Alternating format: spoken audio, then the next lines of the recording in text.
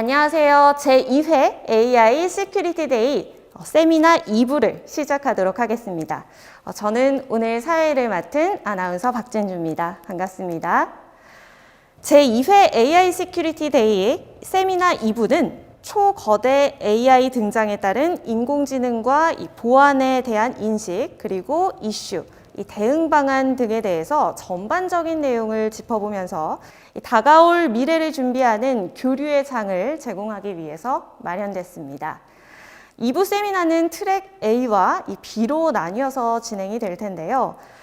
AI for Security라는 주제로 트랙 A에서 이 초거대 AI 트렌드라는 주제로는 트랙 B에서 진행이 됩니다. 웨비나 참석자분들을 위해서 이 다양한 경품과 참여 이벤트가 준비가 되어 있으니까요. 끝까지 많은 관심과 참여를 부탁드립니다. 자, 지금부터 트랙 A의 첫 번째 순서를 진행하겠습니다. 첫 번째 발표는 다크트레이스의 조세연 매니저님께서 수고해 주실 텐데요. 주제는 알고리즘 전쟁, AI의 공격에 대비하라입니다. 온라인으로 함께하고 계시는 여러분들 반갑게 맞이해 주시기 바랍니다. 안녕하세요. 오늘은 알고리즘 전투 AI 공격에 대비하라 라는 주제로 사이버 인공지능 기반의 공격 트렌드와 대응 양상에 대해 설명드릴 다크트레이스 코리아의 조세연이라고 합니다. 이번 시간을 통해서 인공지능에 대한 새로운 인사이트를 얻어가시는 소중한 시간이 되시길 바랍니다. 먼저 저희 회사는 다크트레이스라고 하는 인공지능 기반의 사이버 보안 솔루션 회사입니다. 인공지능만을 가지고 캠브리지의 수학자들이 알고리즘을 개발하면서 우리가 알고 있는 알고리즘과 그리고 그 지식, 그리고 형태를 처리할 수 있는 방법들을 가지고 어떻게 현실 세계의 문제들을 해결할 수 있을지에 대한 고민으로 시작한 회사입니다. 인공지능과 관련된 논문을 발표하시는 100여 명 정도의 개발자들이 영국 캠브리지에서 다크트레이스 개발을 진행해오고 있고요. 캠브리지의 많은 수학자들이 임팩트를 남겼던 게 두 가지가 있는데, 하나는 방금 말씀드린 저희 회사이고 다른 하나는 알파고를 만든 딥마인드입니다. 여러 인공지능이 학습하는 방법 중에서도 비지도 학습 기반으로 내가 알지 못했던 것들이 이상한 징조, 징후가 있는 것들을 데이터 기반으로 찾아내고 거기서 찾아낸 정보를 기반으로 어떻게 위협을 알아내고 찾아낼 건지 또는 알려줄 건지에 대한 연구를 한 것인데요. 알파고의 경우에는 사람이 바둑을 두는 그 한 수 한 수를 데이터 삼아서 그리고 표현할 수 있는 정보들, 예를 들면 바둑을 두는 기사의 표정의 변화나 땀의 흐름을 입력해주면 여러 무수히 많은 정보를 기반으로 상대방이 어떤 수를 읽고 있는지 생각하고 있는지를 추론해서 앞으로 나올 수 있는 수에 대해 대응해 나간다 라고 하면 다크트레이스는 내부에서 지속적으로 업데이트될 수 있는 IT 자산에 대한 정보들과 내부 직원들이 발생시키는 트래픽, 커넥션 상태에 대한 정의들, 상태에 대해 해석하기 위해서 지속적으로 판단할 수 있는 내부 정보들을 인공지능이, 머신러닝이 외부의 데이터가 아닌 내부에서 발생하는 데이터만을 가지고 추론한다는 점에서 다른 여타 기존의 레거시 솔루션과는 굉장히 다른 특징이 있습니다. 만 7년 동안 5천여 군데의 고객사, 국내에서 80여 개 조금 안 되는 고객사를 대상으로 사이버 보안 솔루션을 공급해 오면서 최근에는 타임지에서 선정된 가장 영향력 있는 100개 기업 중에서 잘 알고 계시는 방탄소년단의 소속사인 하이브와 함께 저희 회사가 파이오니어, 선구자 그룹에 선정된 회사이기도 한데요. 오늘 진행할 발표를 통해서 인공지능 기반으로 들어오는 최신 공격 양상은 어떠한지, 이를 인공지능으로 어떻게 탐지할 수 있는지, 탐지된 위협을 어떤 형태로 활용해서 업무에서의 수월성, 부가가치, 그리고 인사이트를 쌓아나갈 수 있을지에 대해서 설명을 드리고자 합니다. 최근 인공지능은 다양한 서비스, 플랫폼을 통해서 사람이 처리하기 어려운 대용량의 데이터를 계산하고 활용해서 인간의 업무를 도와주고 이롭게 해주고 있습니다. 빅데이터 처리 속도가 증가하고 하드웨어 퍼포먼스 속도가 따라와 주면서 인간의 반복적인 업무를 대신 수행해 준다든지 데이터를 통한 행위 예측, 상품 추천 등 다양한 이로운 점들이 우리 생활과 직장에서의 편의성을 주고 있습니다. 하지만 이런 상황에서도 이런 인공지능을 악용하고 있는 조직, 피해 사례도 굉장히 늘어나고 있는 추세인데요. 이를 저희는 오펜시브 AI라고 하고 공격적인 AI, 공격적인 인공지능이라고 표현합니다. 최근에 인공지능 AI 기반의 공격들은 어떤 것들이 있었을까요? 가장 화두가 되는 몇몇 키워드 중심으로 설명드리겠습니다. 아무래도 가장 뜨거운 감자로 떠오른 딥페이크 기술이 있겠는데요. 오른쪽에 화면에 보이시는 여러 사람 이미지가 있는데 이 중 실제 사람과 딥페이크 기술로 생성된 이미지를 구별하실 수가 있을까요? 실제로는 모두 딥페이크 기술이 생성한 현실에서는 존재하지 않는 사람들입니다. 구별하기 어려울 정도로 굉장히 정교한 것을 볼 수 있는데요. 또 한국에서는 보이스피싱이 인공지능을 이용한 단계까지는 아니지만 글로벌하게는 인공지능을 이용해서 이메일과 온라인 그리고 보이스로 그 공격의 양상이 굉장히 늘어나고 있는 추세입니다. 또 완벽한 사칭 공격을 위해서 딥페이크 기술을 이용한 사진을 미리 가짜 SNS 프로필에 올려놓고 실제 주변에 아는 사람인 척 접근하는 방식이 또 하나의 대세로 이어지고 있습니다. 또 상대적으로 지금은 인공지능 기술을 악용한 공격들이 저희의 체감상으로 느껴지지 않고 그렇기 때문에 소위 가짜를 만들어내는 이 기술이 굉장히 초기 단계이기 때문에 이를 감식하는 감식자들도 가짜와 진짜 이 다름을 빠르게 캐치하고 적발할 수 있습니다. 이런 식으로 한쪽은 속이려고 하고 다른 쪽은 속지 않으려고 하는 과정에서 양쪽의 실력이 점점 발전하게 되고 결국 진짜 같은 가짜가 만들어지게 되는데요. 이런 과정을 계속해서 거치다 보면 지금은 아주 허망된 상상일 수도 있지만 후에는 보이스피싱이 아니라 페이스피싱으로 딥페이크 기술을 통해서 이런 사칭 공격들이 이루어지지 않을까 하는 무서운 상상을 해볼 수도 있을 것 같습니다. 또 최근 미국의 콜로니얼 송유관 사태와 같이 국가 주요 기반 시설을 대상으로 하는 공격은 보안에서 항상 주요 도전 과제로 여겨졌습니다. 환경이 디지털화되면서 망이 확장되고 IT망과 클라우드, 심지어는 OT 산업망, IoT망이 융합이 되는 과정에서 안전장치가 더더욱 많이 필요해지는 상황입니다. 또한 조직의 범죄자들이 최근 OT망이라 불리우는 산업, 제조, 공정망으로 눈을 돌리게 된 큰 계기가 있었습니다. 바로 시설과 인력 부분입니다. 최근까지도 기업과 기관에서는 상대적으로 IT 보안보다 OT 보안에 상대적으로 덜 민감했었습니다.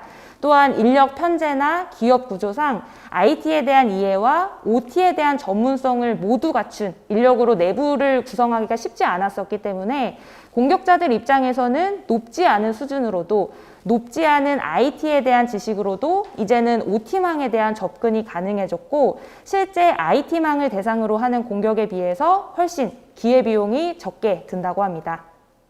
사이버 보안의 미래는 최근 등장한 새로운 종류의 미묘하고 은밀한 공격자들에 의해서 주도될 것으로 예상됩니다.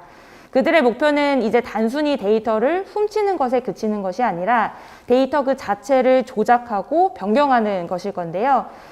사이버 무기의 다음 주요 목표는 사람이 가지는 한계인 인력의 부족을 이용해서 사람이 아직 인지하지 못하는 그 단 한 부분을 찾아서 공격자가 인공지능을 사용하고 궁극적으로는 인공지능의 악의적인 사용을 개척할 것이라는 데에는 의심의 여지가 없습니다.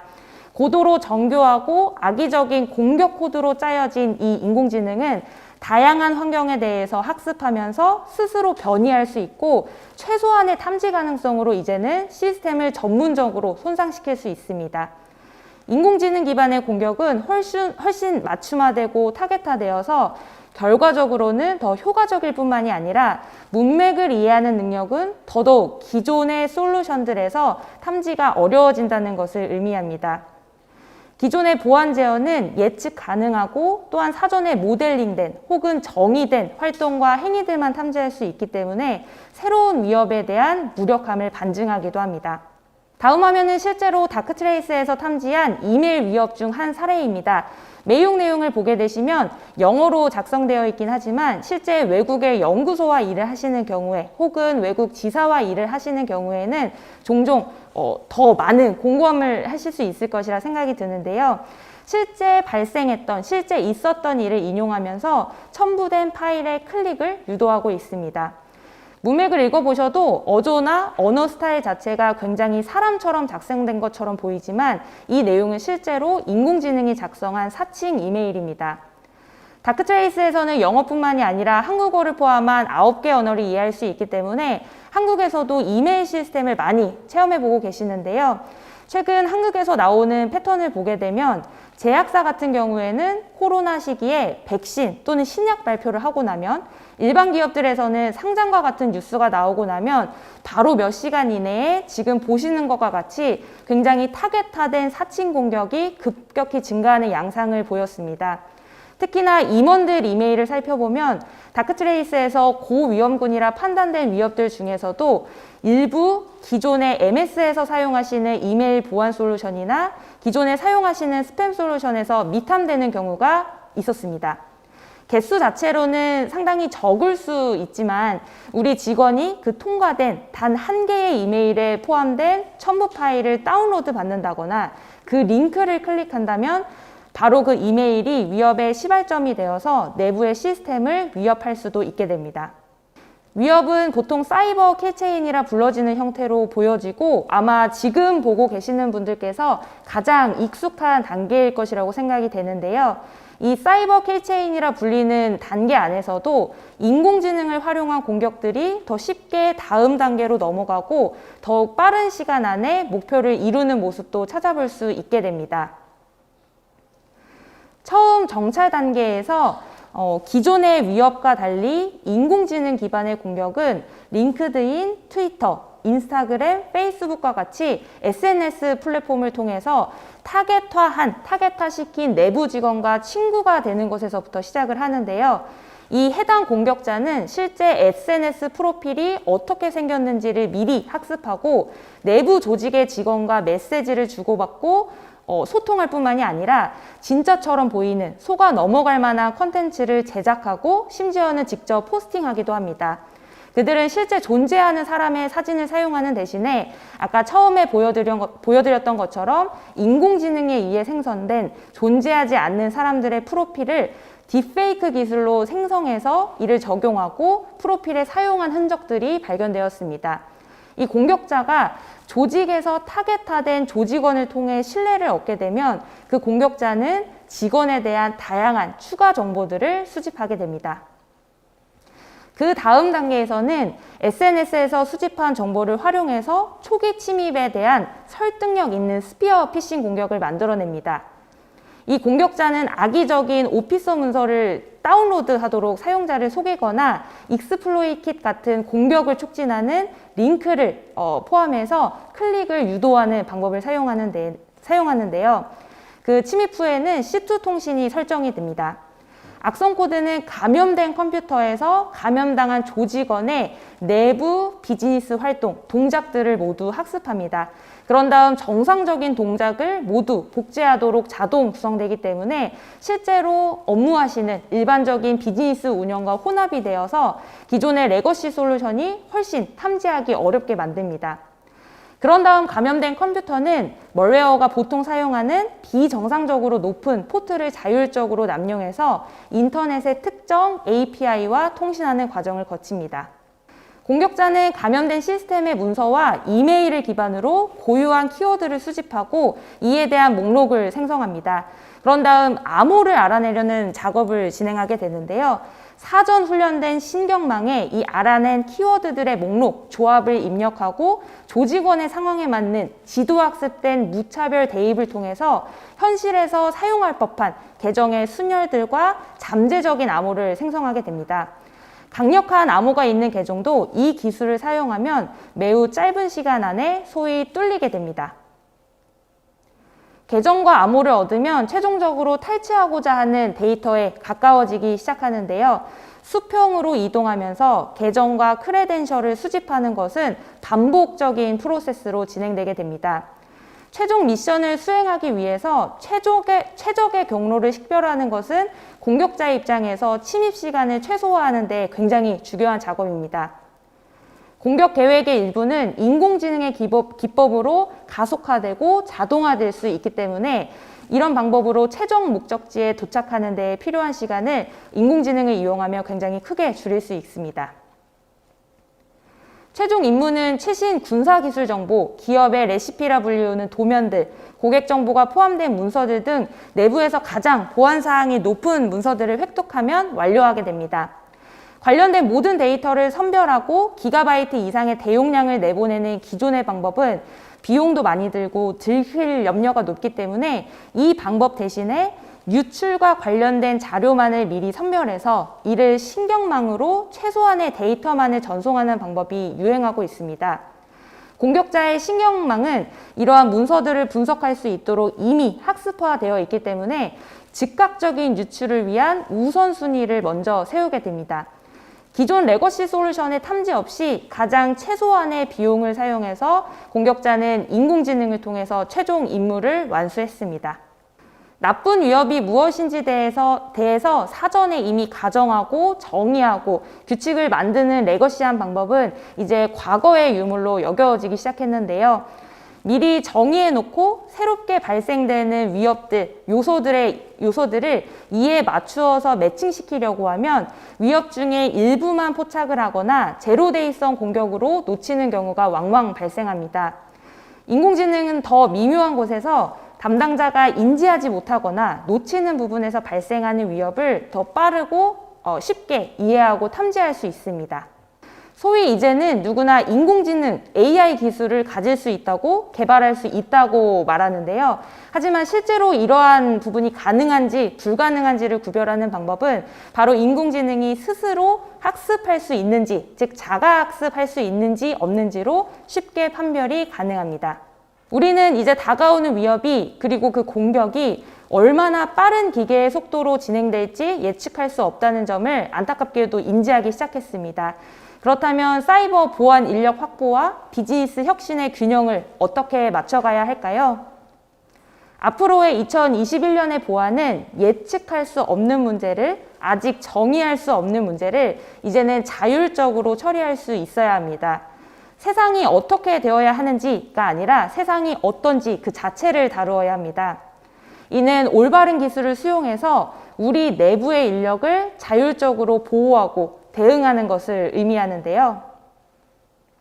CEO의 관점에서 볼 때 인공지능, AI는 가지고 있으면 당연히 좋을 뿐만 아니라 모든 원격 인력과 우리 내부 데이터에 대한 가시성을 확보하고 제공할 수 있기 때문에 비즈니스에 대한 최신 내부 정보를 유지하는 데에 굉장히 필수적인 요소로 떠오르고 있습니다. 따라서 탐지된 위협은 겉보기에는 우리 내부에 굉장히 나쁜 소식임에도 불구하고 좋은 소식은 어찌됐던 그 탐지된 위협에 따르는 대응 방법을 알려줄 수 있다는 것입니다. 비즈니스 문제에는 이를 최선의 방법으로 해결해주는 자율적으로 대응이 가능한 비즈니스 솔루션이 필요합니다. 인공지능을 선택하는 것은 기회이고 조직이 이를 수용하면 조직의 혁신을 가지고 오고 그렇게 함으로써 우리 내부 직원들은 보호받고 있음을 알게 됩니다. 이는 보안팀뿐만이 아니라 영업, 인사, 마케팅에 이르기까지 전체 모든 사람에게 이익이 되는 방향으로 진행될 수 있습니다. 다음 화면은 인공지능과 사람이 실제 리포트를 쓴 내용을 비교해 놓은 자료입니다. 간단히 보시기에도 영어로 작성되어 있기는 하지만 실제 분석 내용을 들여다보면 그렇게 큰 차이가 없는 점을 보실 수 있습니다. 하지만 인공지능은 이 리포트를 사람에 비해서 92% 빠른 시간으로 작성할 수 있기 때문에 실시간으로 공격을 예측하고 대응하여야 하는 보안 담당자분들께는 훨씬 활용 가치가 있을 것 같은데요. 다음 화면도 실제로 인공지능이 자동으로 추출한 리포트입니다. 사람이 일일이 발생한 이벤트를 분석했던 과거와는 달리 이제는 여러 개의 이벤트가 내부에서 발생하면 인공지능이 스스로 상관관계가 있는 이벤트를 추리고 이 사이의 인과관계를 밝혀서 리포트를 자동으로 추출합니다. 또 한글이라는 언어를 스스로 학습할 수 있기 때문에 담당자들은 어떤 조치를 취해야 하는지, 어떤 권고사항이 있는지를 국문으로 이해하기 쉽게 인공지능이 서술을 하기도 하는데요. 이제는 인공지능한테 직접 궁금한 내용을 추가로 물어보고 요청도 하실 수 있습니다. 최근까지도 소위 인공지능이라 불리는 솔루션들은 아마 이미 분석이 완료된 데이터만을 이미 인공지능이 판단한 결과만을 제공했기 때문에 담당자분들이 특정 내용에 있어서 더 궁금한 사항이 있으셨다고 할지라도 추가로 정보를 더 얻기 어려우셨을 겁니다. 이제는 인공지능, 머신러닝에도 이를 추가로 분석을 요청하실 수 있게 되었습니다. 또한 아직 인공지능이 어떤 결정을 혹은 위협이라고 판단하기 이전의 시점이라도 담당자분들께서 필요한 때에는 추가 정보를 인공지능을 통해 요청하고 효율적으로 결과를 얻으실 수 있게 됩니다. 그래서 앞서 설명드린 기능을 포함해서 앞으로 보안 담당자분들은 인공지능, AI를 활용해서 분석과 인력을 증강하시는 효과를 누리실 수가 있습니다.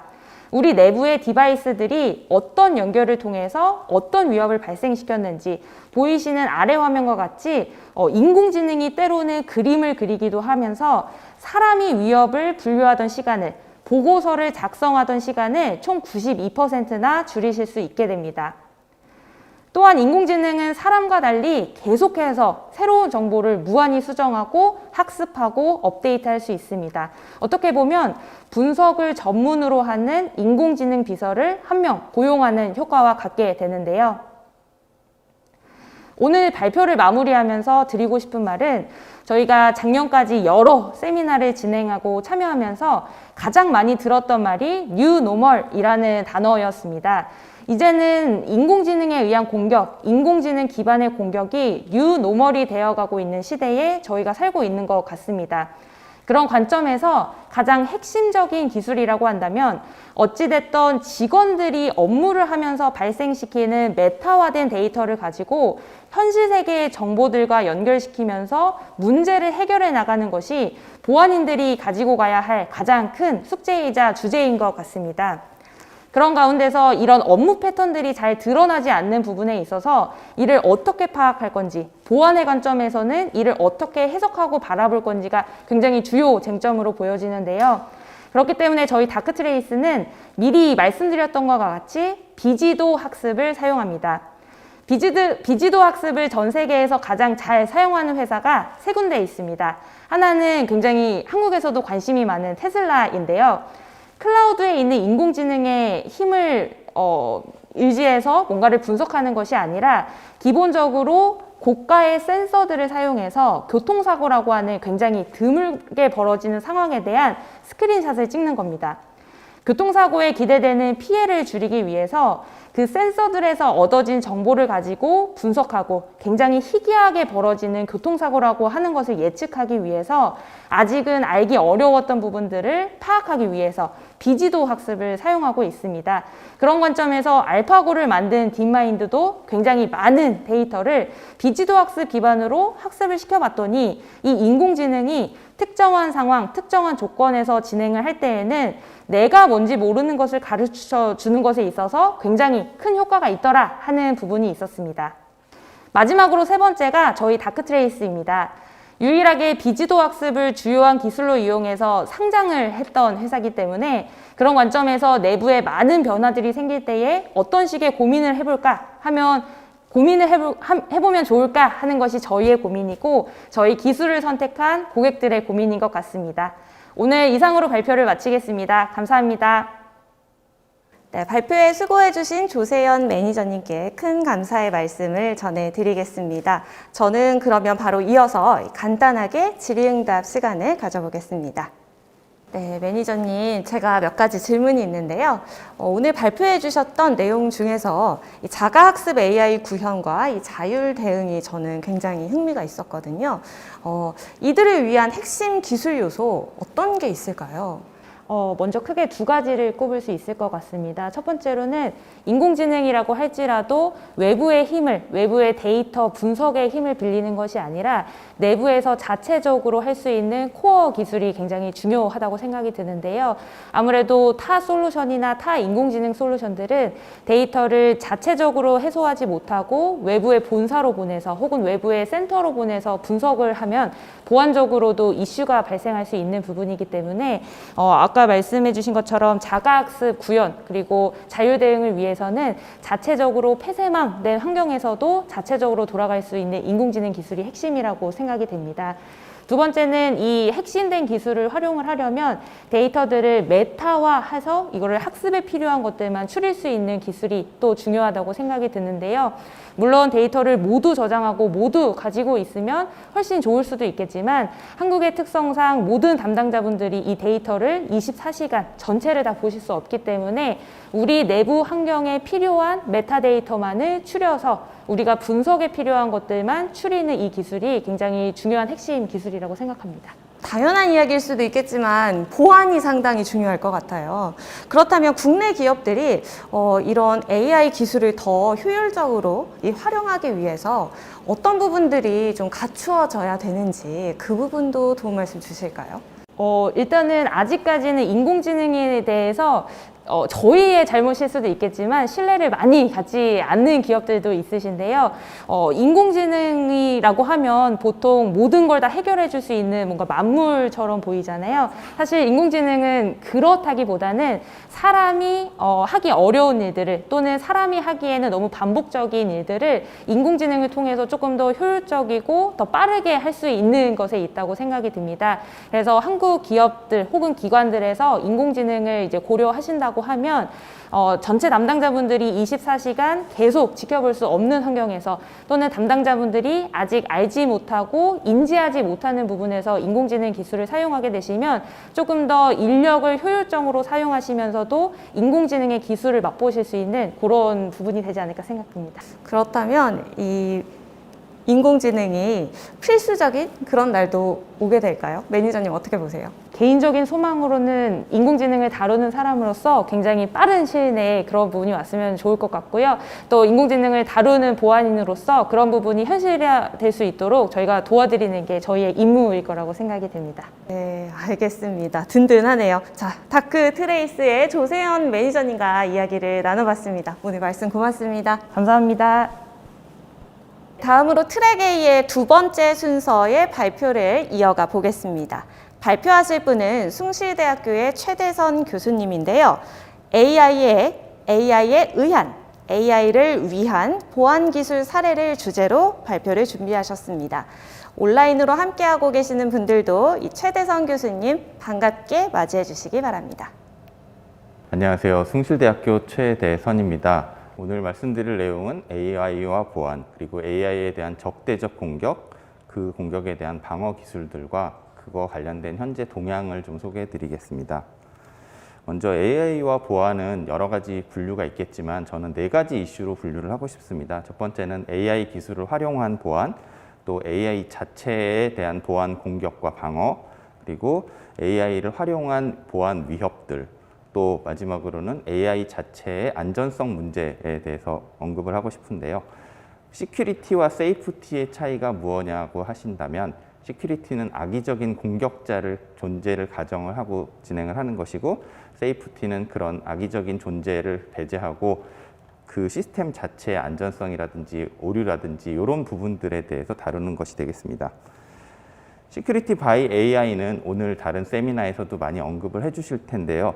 AI 기술을 활용해서 악성 코드를 탐지한다든지 네트워크 침입 탐지를 한다든지 보안 관제를 한다든지 사용자 인증, 또 FDS, 이상거래 탐지를 한다든지 하는 기술들인데 딥러닝 기술을 사용을 해서 이것들을 다 하게 되고 굉장히 높은 성과를 거두고 있어서 어떤 분야에서는 이것들을 많이 사용하고 있고 또 악성 코드 탐지 같은 분야에서는 그런데 딥러닝 네트워크에 의한 성능이 굉장히 좋지만 실제로 많이 활용이 되지는 않고 기술적으로만 연구가 되고 있는 그런 측면도 있습니다.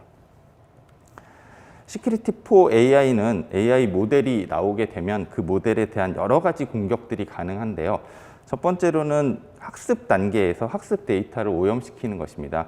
개를 고양이라고 알려주고 고양이를 개라고 알려주면 인공지능은 당연히 그렇게 학습이 되기 때문에 개를 고양이로 분류하고 고양이를 개로 분류하는 이런 오동작을 하게 됩니다.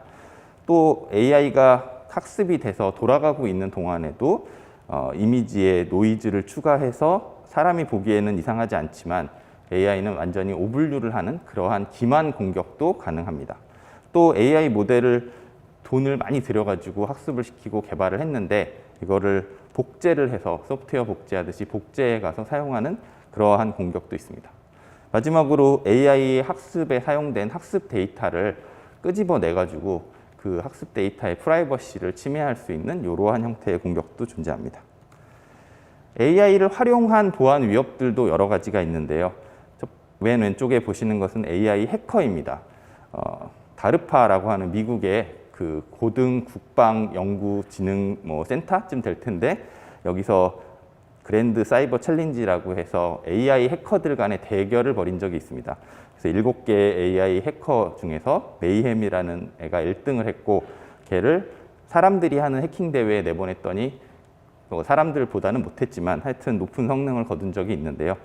이것들이 발전을 해서 이 메이햄을 만든 멤버들이 포올시큐어라는 회사를 만들고 거기서 취약성 분석 도구를 이 메이햄 기술을 확대 발전시켰습니다.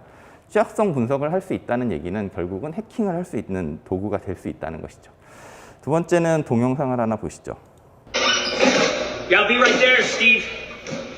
Hey, what's up, TikTok? Look, I do a lot of my own stunts, but I also do a lot of industrial. 누구죠? 탐 크루즈죠. 그런데 이 퀄리티 높은 영상이 사실은 딥페이크, 가짜 영상이 되겠습니다.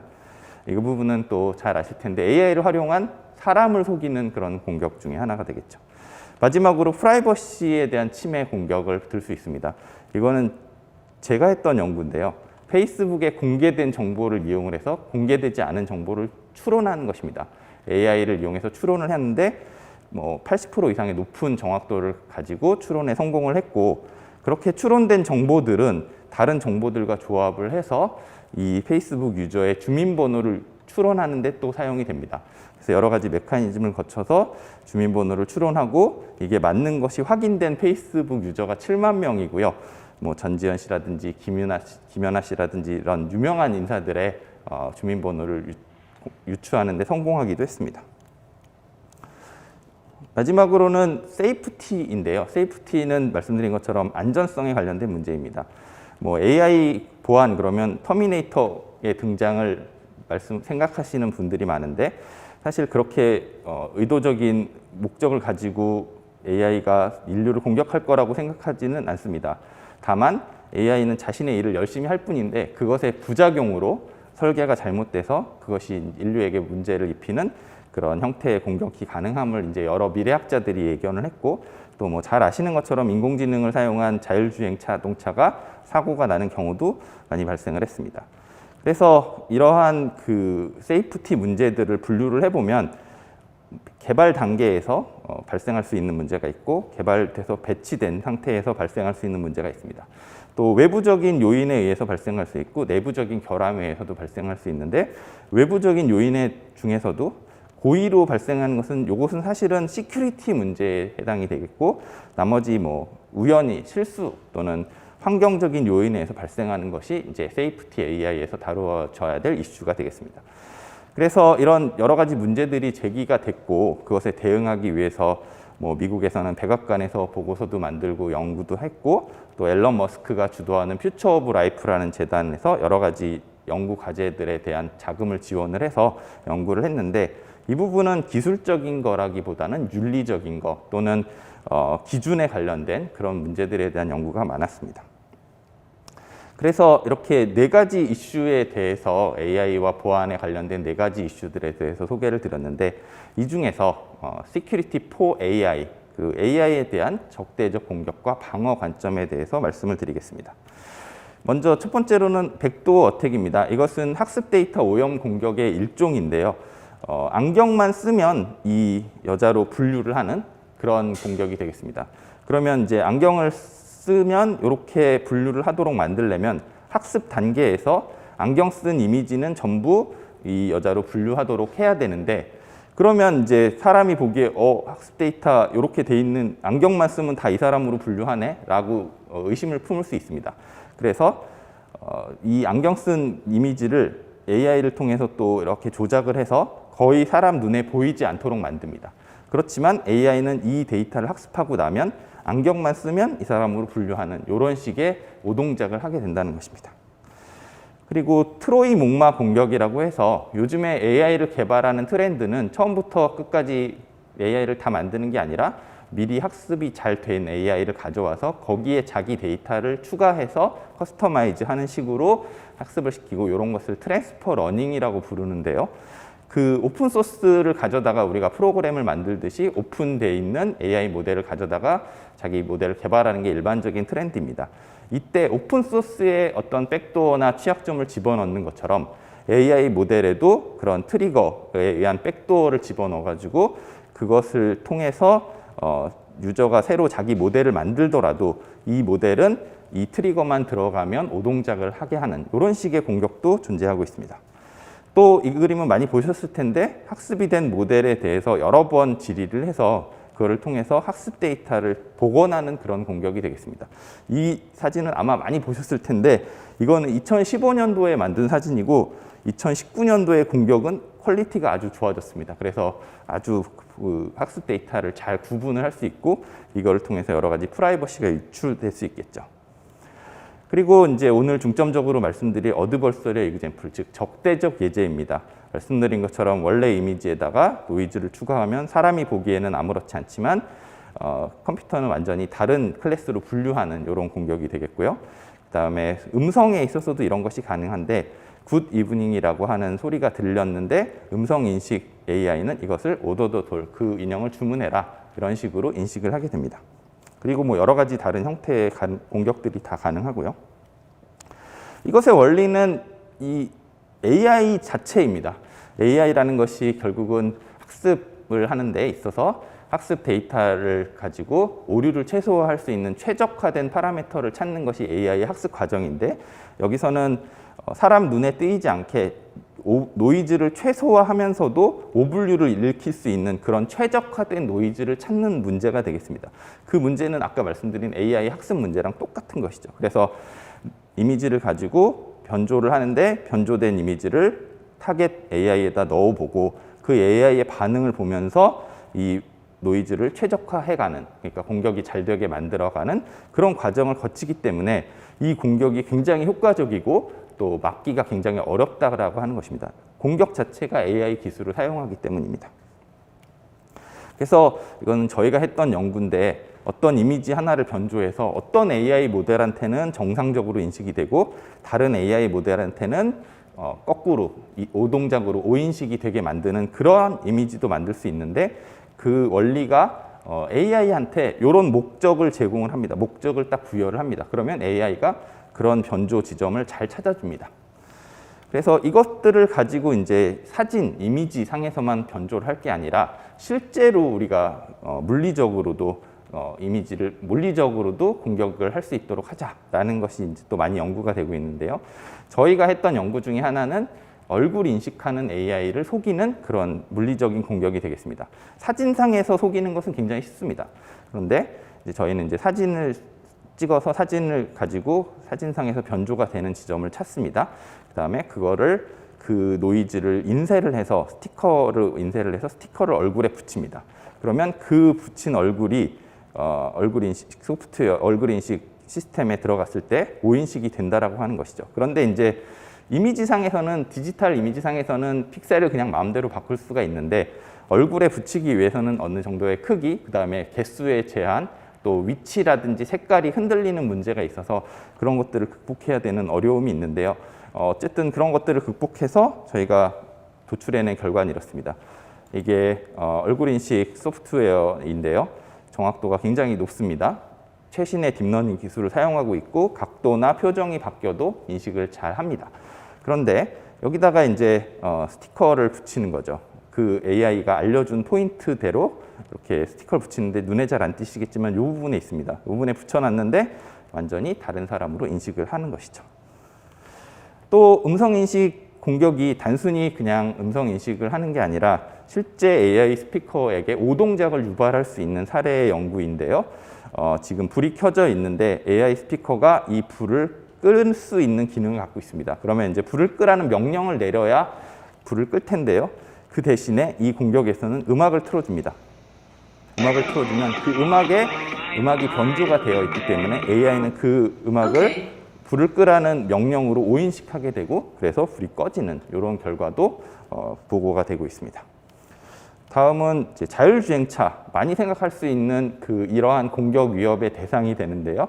자율주행차에는 라이다라는 센서가 달려 있어서 이게 사물을 인식하고 그걸 통해서 뭐 정지를 한다든지 회피를 한다든지 이렇게 하는데 정상적인 라이다의 객체 탐지입니다. 그래서 여기 이제 도로상에 물체가 있고 그 물체를 이렇게 파란색으로 물체로 인식해서 그 정지를 한다든지 회피를 한다든지 이렇게 하게 되는데 요 물체를 이제 AI가 제대로 인식하지 못하게 아까 말씀드린 것처럼 찾아내서 노이즈를 찾아내서 그 노이즈로 반영된 형태를 3D 프린터로 출력을 합니다. 그 다음에 그거를 도로상에 갖다 놨어요. 갖다 놓으면 이제 분명히 여기에는 그 물체가 있는데 여기에서는 인식이 안 됩니다.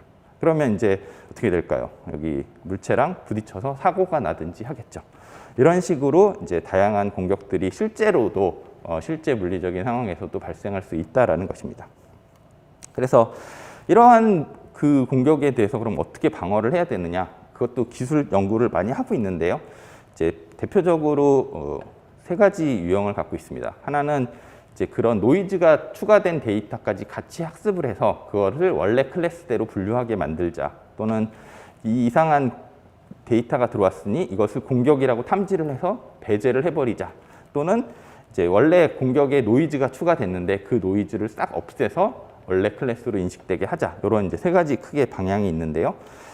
먼저 그 적대적 학습에 대해서는 이제 학습을 할 때 그 적대적 예제만 가지고 이렇게 학습을 하는 기법이 있고 적대적 예제에다가 원본 데이터까지 같이 더해서 학습을 해서 원본 데이터도 잘 인식하고 그 다음에 공격이 들어와도 잘 인식하게 만들자. 이런 어프로치도 있습니다. 그리고 저희도 그거 관련해서 한 가지 연구를 했는데요. 저희는 이제 적대적 예제와 정상 데이터들의 특징을 추출해서 원래 이제 특징을 추출한 다음에 그거를 풀리 커넥티드 네트워크로 해서 분류를 하는 게 일반적인 CNN의 구조이죠. 거기서 특징 추출 부분 나와 있는 특징들이 서로 유사하도록 정상이나 공격이나 유사한 특징을 갖도록 그렇게 학습을 시킵니다. 그리고 그것들을 잘 분류할 수 있도록 그렇게 두 가지 목적을 부여를 해서 학습시킵니다. 그러면 아까부터 계속 말씀드렸지만 AI는 목표만 잘 주면 학습을 잘 해서 그 목적을 잘 수행을 해냅니다. 그 결과 이제 원래 적대적 예제가 이렇게 빨간색으로 돼서 다른 클래스로 분류하던 것을 똑같이 그냥 강아지, 뭐 고양이 그러면 그 클래스의 특성에 맞는 그러한 특징으로 추출이 되기 때문에 적대적 공격이 성공하지 못하는 이런 결과를 얻었습니다. 또 하나는 이제 노이즈를 걸러내는 필터링인데요. 컬러가 RGB 뭐 이렇게 해갖고 8비트 그래서 0부터 255까지의 값을 갖게 되는데 그 자릿수를 하나씩 제거를 하면 그 밑에 숨겨져 있던 미세한 노이즈가 삭제되는 결과를 얻습니다. 이것은 이제 필터링이라고 하고요. 또는 이제 뭐 주변 몇 개의 이미지의 평균 값으로 현재 이미지 값을 대체를 하게 되면 또 마찬가지로 노이즈가 이렇게 희석되는 효과를 거둡니다. 그런 걸 통해서 이제 그 적대적 공격에 사용된 노이즈를 제거하는 방법이고요. 뭐 여러 가지 목적을 부여해서 이건 아까는 이제 단순한 그냥 방법이고 그 자체 노이즈 제거하는 데에도 인공지능 기술을 사용을 해서 노이즈를 제거하는 그런 방법도 있고요. 그것을 좀 더 이제 고도화시켜서 노이즈를 만들고 그 노이즈를 걸러내는 필터를 학습시키는 과정에서 또 크리틱 네트워크라고 하는 요즘에 한참 각광을 받고 있는 GAN 기술을 사용을 해서 이 필터, 이 인공지능을 좀 더 효과적으로 동작할 수 있도록 만드는 그러한 기법도 존재를 합니다. 그러면 이제 이 필터가 이렇게 학습이 되면 그게 실전에 투입이 돼서 원래 노이즈를 잘 걸러내고 정확한 분류를 할 수 있게 되겠죠. 또 여러 가지 기술 중에 탐지가 있습니다. 이게 적대적 예제냐라는 것을 탐지하는 방법 중에 하나는 이제 인공지능 네트워크에 여러 가지 노드들이 있는데 딥러닝 네트워크에 여러 가지 노드들이 클래스에 따라서 어떤 노드는 반응을 하고 어떤 노드는 반응하지 않는 일정한 패턴이 있습니다. 그 패턴까지 속일 수 없기 때문에 그 패턴을 보면 이게 현재 어떤 결과가 나왔을 때 그 패턴과 그 결과가 일치하느냐를 통해서 이게 공격이냐 아니냐를 탐지할 수 있게 되는 기술이 되겠습니다. 그 다음에 저희가 했던 탐지 연구의 하나인데요. 이것은 이제 적대적 예제, 그러니까 노이즈가 추가가 되면 엔트로피가 굉장히 높아진다라는 점에 착안한 것입니다. 그런데 엔트로피가 높으면 무조건 적대적 예제로 분류를 해도 될까요? 탐지를 해도 될까요? 그렇진 않습니다. 어떤 이미지는 이미지 자체가 엔트로피가 낮은 경우가 있고 어떤 이미지는 이미지 자체의 엔트로피가 높은 경우가 있기 때문에 엔트로피만 가지고서는 이 적대적 예제를 절대적으로 탐지를 할 수는 없습니다. 그런데 이제 어떤 특징이 있냐면 아까 말씀드린 그 비트 뎁스를 낮추는 필터링을 적용하게 되면 노이즈가 많이 없어진다고 말씀을 드렸죠. 그러면 원래 노이즈가 많았던 이미지는 필터링을 거치면 노이즈가 많이 감소하니까 엔트로피가 확 줄어들고 그렇지 않은 정상적인 예제들은 엔트로피가 물론 감소를 하긴 합니다만 그렇게 많이 감소하지 않는다는 것이죠. 그러한 점을 이용을 해서 처리를 해보면 원래 이제 공격 정상 데이터가 있고 공격 데이터들이 있습니다.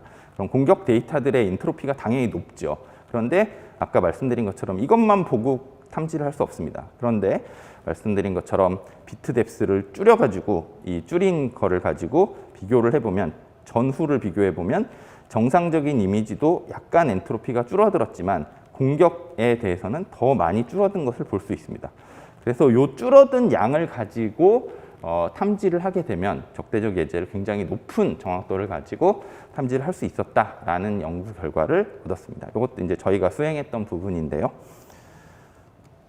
그리고 또 이 탐지와 필터링을 저희가 했던 것처럼 어떻게 보면 연계를 시킨 건데 이미지가 들어오면 그것을 그냥 모델에 통과시켜서 결과를 얻습니다. 이 결과는 오분류가 될 수도 있고 적대적 예제이면 그 다음에 정상 데이터면 제대로 분류가 될 수도 있습니다. 이 단계에서는 아무것도 알 수가 없는 것이죠. 그런데 필터를 통과시켜서 그것을 모델에 넣습니다. 그러면 이 결과가 노이즈가 제거가 됐기 때문에 원래 클래스가 나올 수가 있다는 것입니다. 그러면 정상 데이터 같은 경우는 이 첫 번째 모델의 결과도 원래 클래스가 나오고 두 번째 결과도 원래 클래스가 나오게 됩니다.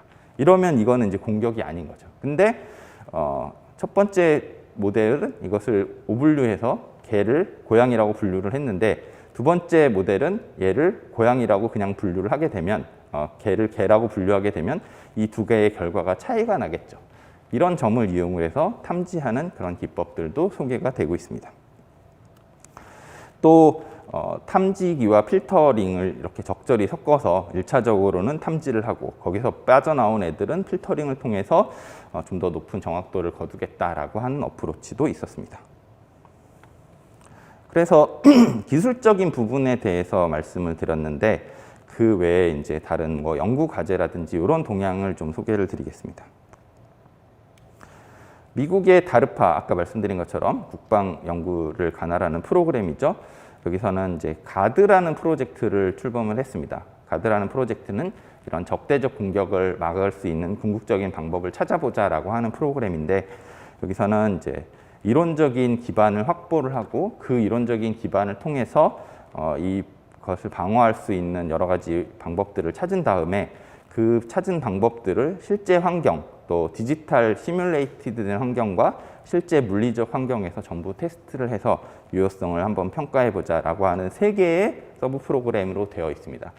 그리고 기간은 48개월 정도 제공이 되고 있는데 지금 벌써 이제 1년 반이 지난 상태이고 이 정도에 와 있습니다. 그래서 앞으로 이쪽 프로젝트가 진행이 되면서 많은 방어 기술들이 좋은 방어 기술들이 나올 거라고 예상을 하고 있습니다.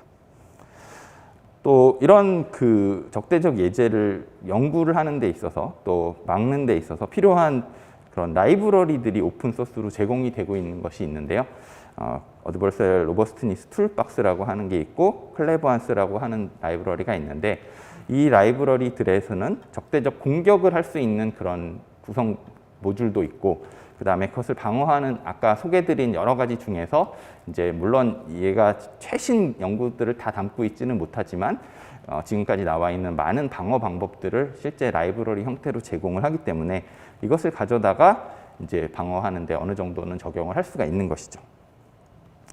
그 그다음에 회사들도 뭐 요즘에 AI 반도체를 만든다 이런 얘기들이 있는데 AI 반도체를 만들 때 이런 그 적대적 예제를 일부 방어할 수 있는 기능을 넣어서 만든 이제 회사도 있고요.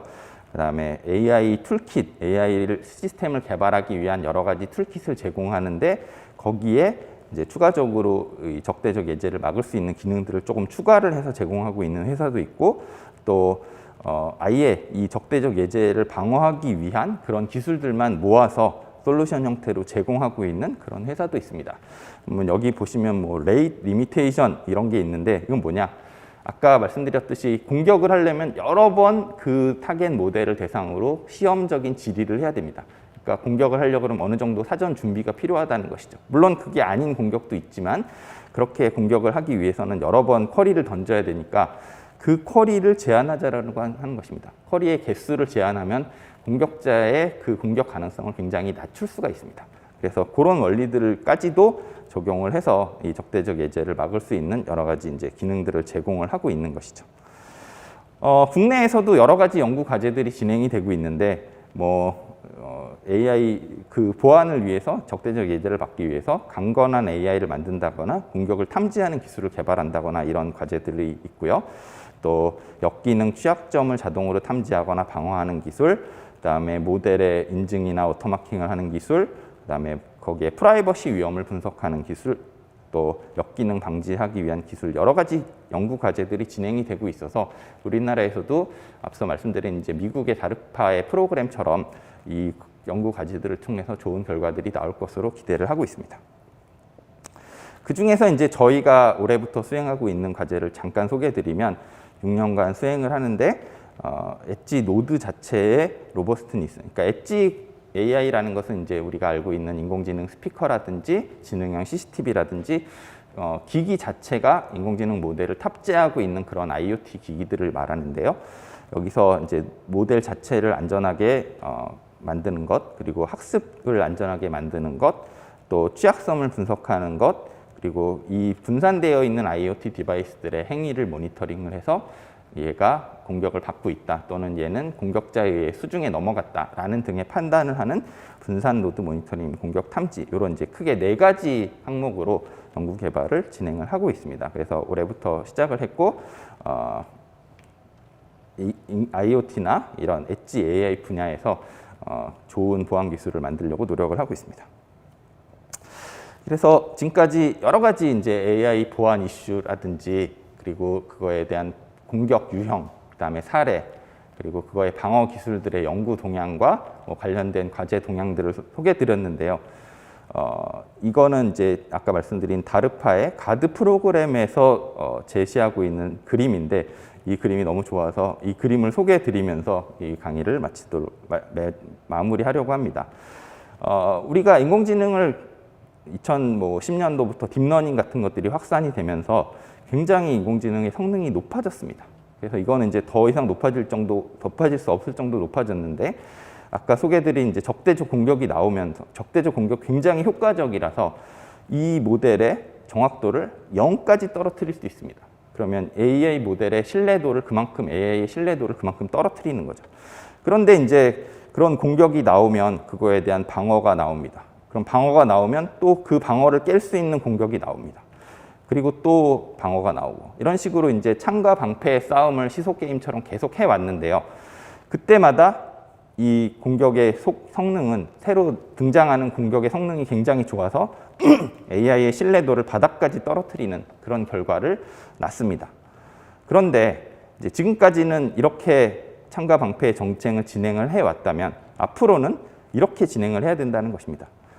비록 어떤 방어 방법이 하나가 나와서 완벽하게 보안 공격을 다 막고 신뢰도를 100%까지 만들 수는 없지만 점점점 그 최저선을 높여가자는 것이죠. 그래서 점점점 높여가다 보면 물론 이제 완벽하게 공격을 방어할 수는 없겠지만 우리가 공격에 의해서 AI 신뢰도가 바닥까지 떨어져서 AI를 사용할 수 없게 되는 지경까지 이르지는 않도록 하자라는 것이죠. 그래서 이러한 기술들이 이러한 목표를 가지고 점점 연구 개발이 되고 보급이 되고 적용이 된다면 앞으로의 AI는 좀 더 안전해질 것이고 더 높은 신뢰도를 갖고 있는 AI가 만들어질 것이고 그만큼 우리의 생활도 안전해질 것이다 라는 전망을 하면서 이 발표를 마치겠습니다. 감사합니다.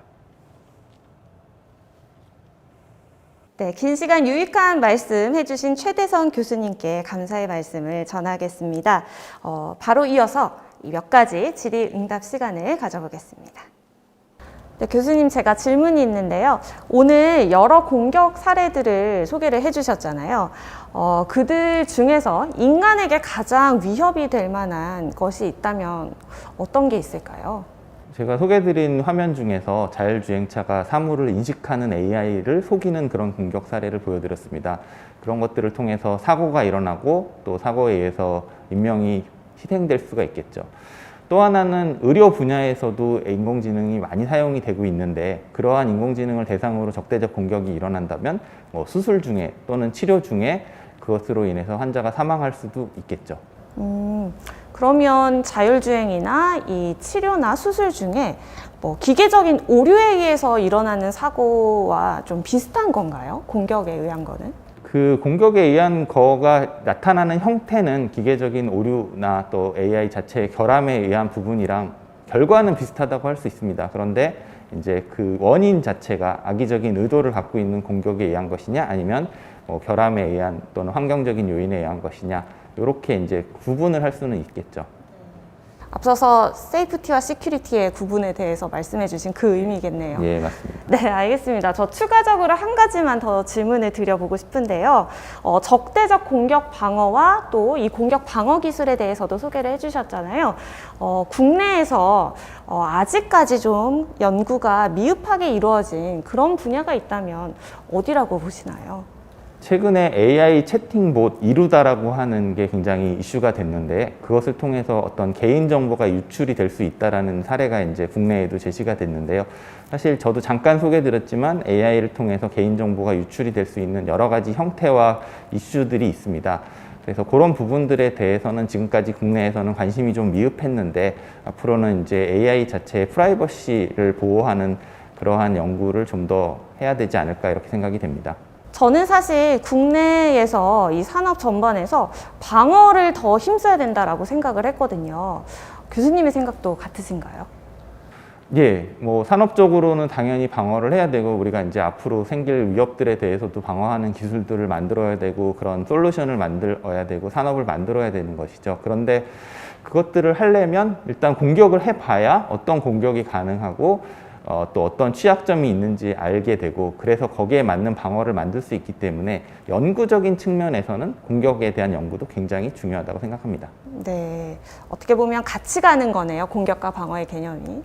알겠습니다. 자, 오늘 좋은 말씀 잘 들었습니다. 최대선 교수님 고맙습니다. 감사합니다. 네, 이것으로 최대선 교수님의 발표와 질의응답까지 마치고 다음으로 트랙 A의 마지막 순서를 진행해 보겠습니다. 발표자는 KT의 허태웅 부장님입니다. 제로 트러스트로 나아가는 인공지능 보안 관제를 주제로 발표를 준비하셨다고 합니다. 온라인으로 함께하고 계시는 시청자 여러분 반갑게 맞이해 주시기 바랍니다. 안녕하십니까. 만나 뵙게 되어 반갑습니다. 저는 KT IT기획부문 정보보안단에서 근무하고 있는 허태웅 부장입니다. 오늘은 인공지능 기반의 지능형 해킹 위협을 실제 보안 관제 현장에서 어떻게 탐지하고 대응하는지 사례를 통해 공유를 하겠습니다. 목차는 1. 개발 배경, AI로 자동 탐지 대응을 할 수 있는가, 어떻게 적용하였나, 그리고 그 결과는 어떻게 되었고 향후 발전 방향 순서로 말씀드리겠습니다. 매년 1억 개 이상의 신규 멀웨어가 만들어지는 등 글로벌 사이버 위협이 지속 증가하고 있습니다. 이에 따라 일반적인 회사 규모에서도 일평균 수천 건의 공격 이벤트가 발생하고 있습니다. 이를 방어하기 위하여 보안 관제 업무 또한 가중되고 있습니다.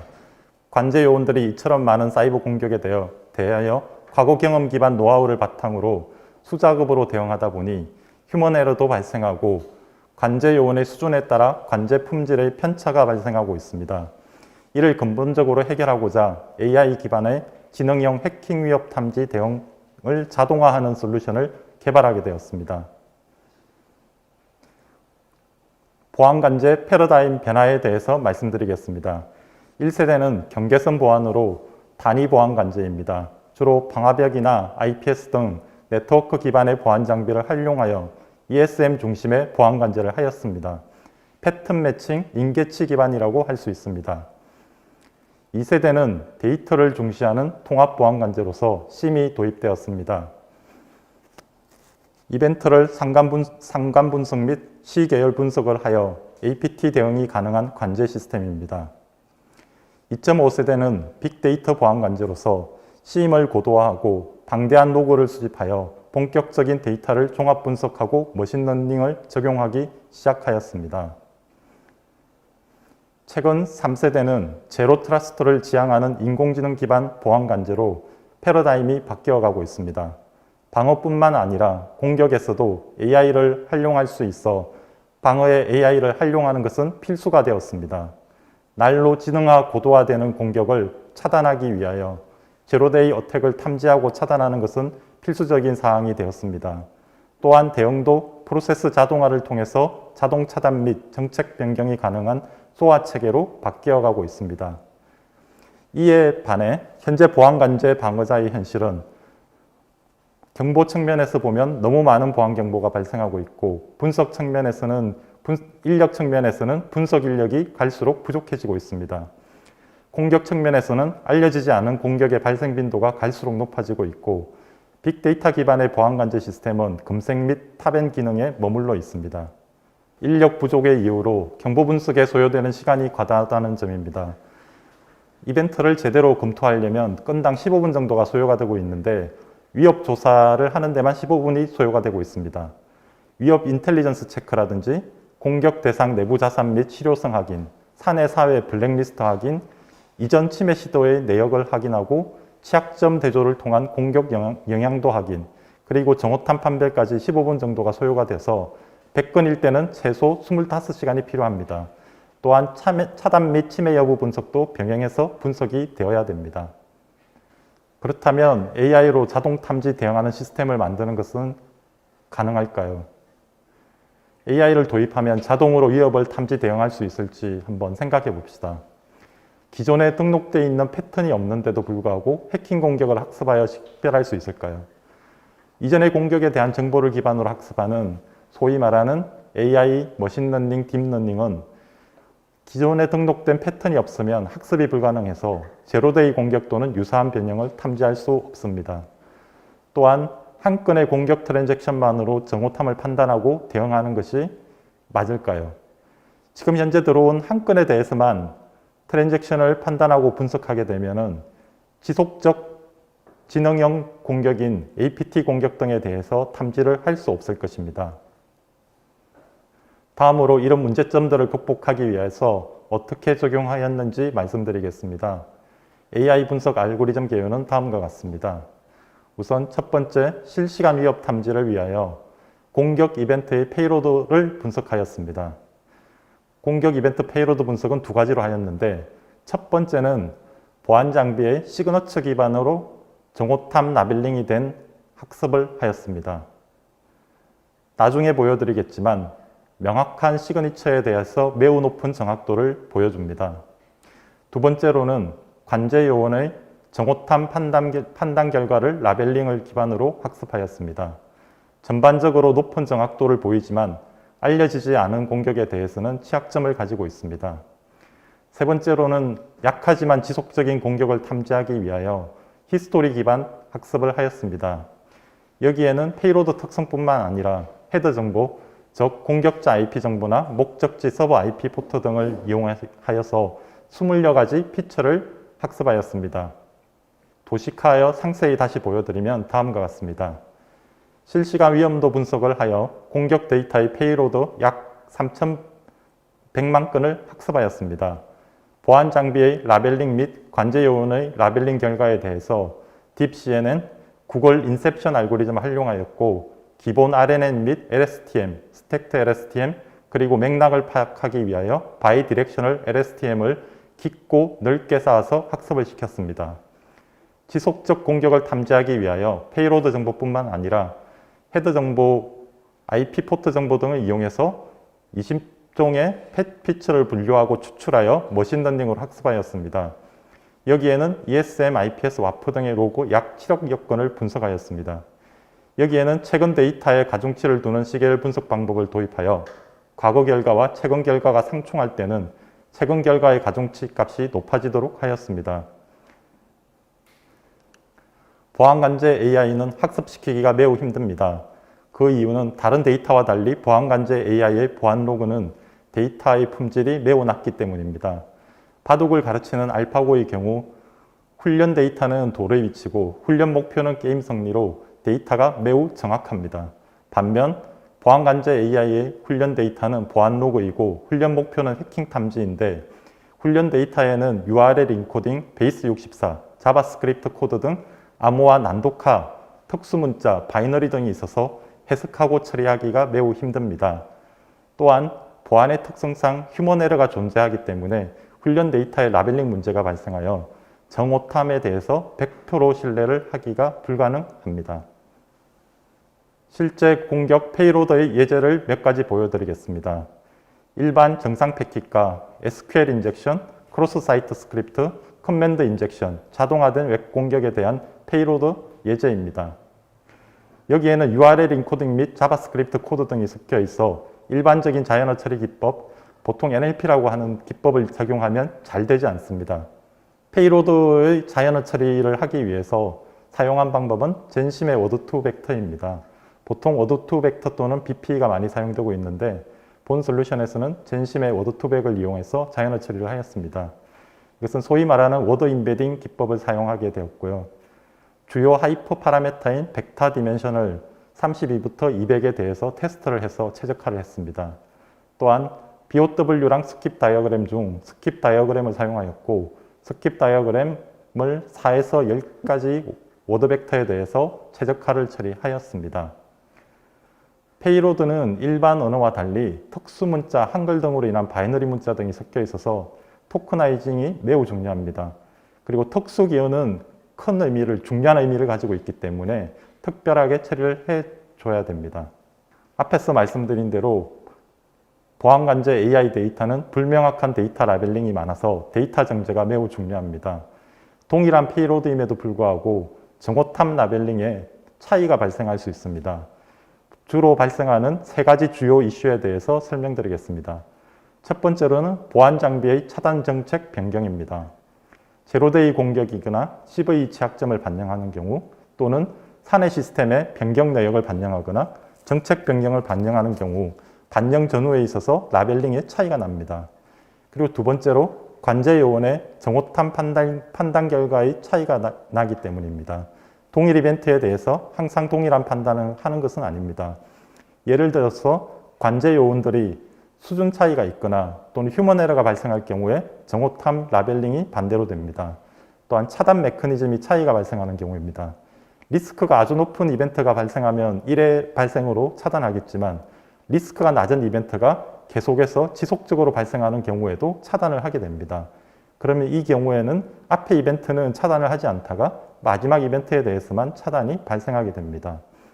또한 공격이 다량 발생을 하는 경우에는 분석할 시간이 모자라기 때문에 분석을 얕게 하다가 공격이 소량 발생하면 분석을 깊게 해서 정탐 이벤트를 발생할 수도 있습니다. 그래서 동일 이벤트에 대해서도 정오탐 라벨링이 차이가 발생할 수 있습니다. 세 번째로는 예외 케이스 처리입니다. 특정 고객사 IP나 3G LTE 대역, 사내 모의 해킹 IP 대역 또는 특수상황 IP 등 NAT IP와 같이 화이트리스트로 처리하는 경우에는 동일 이벤트임에도 불구하고 오탐으로 처리가 되어서 차단이 되지 않기 때문에 라벨링에 차이가 발생하게 됩니다. 그래서 데이터 정제가 반드시 필요하고 이것은 보안 전문가가 직접 보고 이벤트 바이 이벤트 직접 한 땀 한 땀 열심히 라벨링을 해야지만이 보다 높은 정확도 높은 AI 학습 결과를 얻을 수 있습니다. AI 학습 정확도를 높이기 위하여 다양한 데이터 전처리를 시도하였습니다. 그리고 많은 시행착오를 겪었는데 중요한 3가지를 말씀드리겠습니다. 첫 번째로 URL은 인코딩돼서 날라오는데 이것을 디코딩해서 학습을 하는 것이 좋은지 아니면 인코딩된 로우 데이터로 학습하는 것이 좋은지에 대해서 트라이얼 에러를 시행착오를 한번 겪었습니다. 시험 결과 인코딩된 상태, 로우 데이터가 학습 효과가 다소 좋게 나오는데 이는 인코딩이 한 번만 일어날 뿐만 아니라 여러 번 일어나는 그런 이벤트인 경우 그 자체가 이상 이벤트이기 때문입니다. 그리고 보안 장비가 시그너처 기반으로 정오탐을 라벨링한 결과를 이용하게 되면 이 경우는 탐지 패턴과 시그너처 기반으로 정오탐을 만들게 되는데 관제 요원이 정오탐 판단하는 결과와는 좀 다소 상이한 결과가 나왔습니다. 그리고 앞에 말씀드린 대로 자연어 처리를 위해서 TF-IDF를 이용할지 워드 투백을 이용할지 BP, 바이트 페어 인코딩 모델을 이용할지에 대해서 테스트를 한 결과 워드 투백 모델이 무난하고 양호한 결과를 내었습니다. 또한 페이로드 토커나이징은 매우 중요한 요소로서 조금만 변경시켜도 시험 결과에 큰 영향을 미치므로 주의해서 처리를 해야 합니다. 일반적인 NLP 알고리즘으로 그냥 쓰면 처리에 한계가 발생하였습니다. 워드 투 벡터 모델 최적화를 시험한 결과 벡터 디멘션은 100이 가장 적당하고 양호한 결과를 보였습니다. 또한 스킵 다이어그램은 6개의 워드 벡터를 사용하는 것이 가장 나은 결과를 보였고 토큰은 문자 단위의 처리를 하지만 특수 기호가 중요한 의미를 가지므로 잘 분리했습니다. AP 공격과 같이 낮은 리스크로 지속적으로 공격하는 경우에 대해서 탐지하기 위하여 IP 헤드 정보를 통한 피처를 20종을 추출하였고 자연어 처리 기반 결과, 앞에서 했던 두 가지 결과와 히스토리 기반 평판 IPDB를 만들었습니다. 데이터를 학습할 때에는 훈련 기간 및 테스트 기간 설정에 주의하여야 합니다. 예를 들어 학습 데이터가 1월에서 12월이라면 전체 기간에서 훈련 데이터와 검정 데이터, 시험 데이터를 뽑는 경우에는 매우 높은 정확도를 얻을 수 있습니다. 이 경우 학습을 많이 시킬수록 99% 이상의 정확도 결과를 얻습니다. 그러나 이렇게 하는 것은 올바른 방법이 아닙니다. 이런 경우에는 1월에서 10월까지의 데이터에 대해서 훈련 데이터와 검정 데이터를 뽑고 전혀 다른 유형의 11월, 12월 데이터를 테스트 데이터로 사용해야 합니다. 새로운 공격 유형이 등장하게 되므로 아무리 학습을 많이 시켜도 일정 수준의 정확도를 넘어가기가 어렵습니다. 그렇지만 이렇게 하는 것이 실제 상황과 적합한 모델입니다. 적용 결과에 대해서 말씀드리겠습니다. 앞에서 말씀드린 세 가지 학습 알고리즘에 대해서 각 학습 방법에 따른 정확도를 측정하였습니다. 첫 번째로 보안 장비의 정오탐 판단을 학습한 결과는 99.8%로 거의 정확하게 학습이 가능합니다. 그러나 이것을 바탕으로 해서 관제 요원이 실제로 판단하는 데이터에 적용하면 90% 초반으로 결과가 아주 나빠집니다. 관제 요원이 판단한 정오탐 결과에 대한 학습은 94.6%가 나왔으며 이 두 개를 종합하여 평판 기반 IP 종합학습 결과는 95.6%가 나왔습니다. 현재 공격 의심 IP를 자동으로 차단하고 있으며 월 평균 3만 건 정도를 차단하고 있습니다. 이는 소아 체계의 시작이라고 볼 수 있을 것입니다. 보시는 화면은 실제 KT 보안관제에서 활용하고 있는 솔루션의 대시보드 화면입니다. 보안관제 요원은 대시보드 화면을 통해서 앞에서 말씀드린 복잡한 이벤트 분석 업무를 효율적이고 통합 분석을 할 수 있으며 AI 판단 결과를 참고하여 정오탐 판단에 도움을 받을 수 있습니다. 향후 발전 방향에 대해서 말씀드리겠습니다. 지능형 보안관제는 결국 학습하지 않는 공격 이벤트를 탐지하는 것은 매우 힘듭니다. 따라서 생각한 아이디어가 제로데이 공격 코드를 자동으로 수집하고 자동으로 학습을 하며 적용하는 것입니다. CVE 코드가 발생하면 이를 CVE와 POC 코드를 자동으로 수집하고 데이터를 분석하여 실효성 있는 공격 코드를 선정합니다. 현재는 보안관제 요원이 수동으로 하고 있으며 제로데이 공격 방어에 활용하고 있습니다. 향후 이를 AI로 자동으로 분석 적용을 한다면 제로데이 공격 이벤트를 효과적으로 방어할 수 있을 것입니다. 또한 보안관제에서 기존 탐지 정책에서 누락되었거나 새로운 공격 유형에 대응하지 못한 이벤트를 찾고 알려지지 않는 공격자를 발견할 수 있습니다. 기존에 알려진 방법으로 침입 공격을 탐지하고 이를 바탕으로 위험 공격자를 선별한 후 이 공격자들의 탐지되지 않는 이벤트를 정밀 분석하여 기존에 탐지하지 못한 신규 공격을 발굴하고 이를 기반으로 새로운 공격자를 탐지하고 차단할 수 있습니다. 이를 바탕으로 기존 탐지하지 못했던 이벤트 및 공격자를 탐지하고 시그니처 기반 탐지 영역을 확대하여 보안 수준을 향상시킬 수 있습니다. 이상 지금까지 발표를 들어주셔서 감사합니다. 네, 발표하느라 수고해주신 허태웅 부장님께 감사의 말씀을 드립니다. 바로 이어서 허태웅 부장님을 모시고 이 발표 내용에 관해서 이야기를 조금 나눠보겠습니다. 네, 허태웅 부장님 일단 발표 잘 들었습니다.